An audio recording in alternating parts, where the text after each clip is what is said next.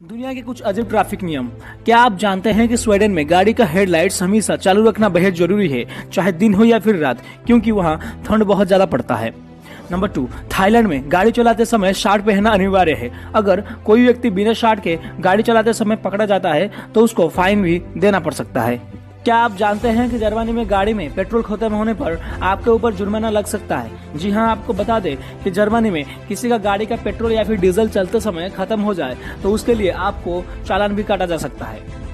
Number 4, क्या आप जानते हैं कि रूस में अपना गाड़ी को हमेशा साफ सुथरा रखना बेहद जरूरी है। अगर आप अपनी गाड़ी को नहीं धोते हो तो उसके लिए आपने रेनबोज देखे होंगे, लेकिन वही रेनबो जब व्हाइट दिखाई दे तो उसे फॉग बो या फिर गोस्ट बो या फिर उसे व्हाइट रेनबो के नाम से भी जानते हैं। रेनबो के केस में रेन ड्रॉप के अंदर रिफ्लेक्ट करती है एंड आपको पता ही होगा कि एक white light several visible spectrum के कलर से मिलकर बनी होती है और वाटर का रिफ्रैक्टिव इंडेक्स हर कलर के लिए डिफरेंट होता है, इसलिए हर कलर डिफरेंट एंगल पर डेविएट होता है। और अगर सेकंड सरफेस से वहां पर लाइट का इंसिडेंस एंगल अगर क्रिटिकल एंगल से ज्यादा हो जाए तो वहां पर लाइट का TIR होता है एंड देन आफ्टर रिफ्रैक्शन हमें सेवरल कलर्स दिखाई देते हैं जो कि विजिबल स्पेक्ट्रम के होते हैं। लेकिन वही व्हाइट लाइट जब फॉग से ट्रैवल करती है तो फॉग में जो वाटर ड्रॉपलेट्स होती हैं उनका साइज बहुत ही छोटा होता है। उनका साइज लाइट की वेवलेंथ के बहुत क्लोज होता है, जिसकी वजह से लाइट वहां पर रिफ्रैक्ट नहीं बल्कि डिफ्रैक्ट करती है और डिफ्रैक्शन की वजह से लाइट उन वाटर मॉलिक्यूल्स से बेंड करके निकल जाती है और हमें एक व्हाइट रेनबो। जनरेटर एक मशीन है जिसको अगर आप टॉप से टच करते हो तो आपके अपने बाल खड़े होते हुए दिखाई देंगे। इसके मेन कॉन्सेप्ट को समझते हैं। When D graph generator static electricity generate करता है।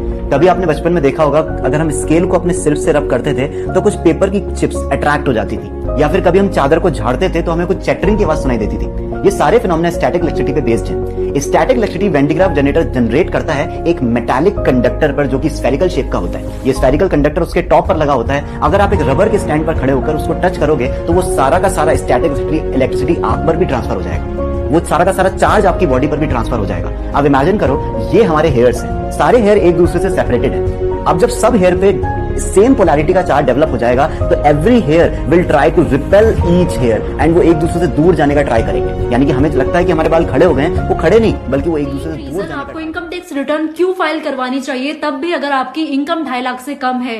अगर आपका कहीं TDS कटा है FD या सैलरी में तो वो आपको रिफंड मिल जाएगा। अगर आपका लॉस हुआ है स्टॉक मार्केट या बिजनेस में तो वो आप अगले 8 साल तक सेट ऑफ कर पाएंगे।